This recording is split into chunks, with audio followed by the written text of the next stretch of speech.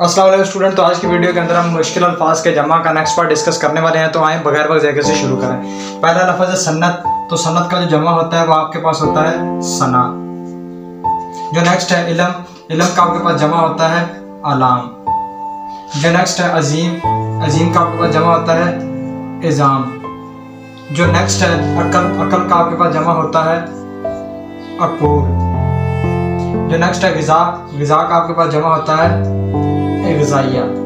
जो नेक्स्ट है फरमान। तो फरमान का आपके पास जमा होता है फरामी। जो नेक्स्ट है साहिल।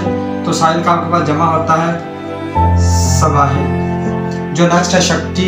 तो इसका आपके पास जमा होगा अश्किया। अश्किया।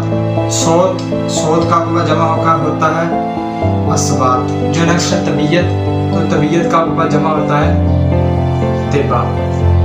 तो ये था हमारे पास अल्फाज जमा का नेक्स्ट पार्ट। इसको आप लोग देख लें, मुझे उम्मीद है आपको समझ आ गई होगी।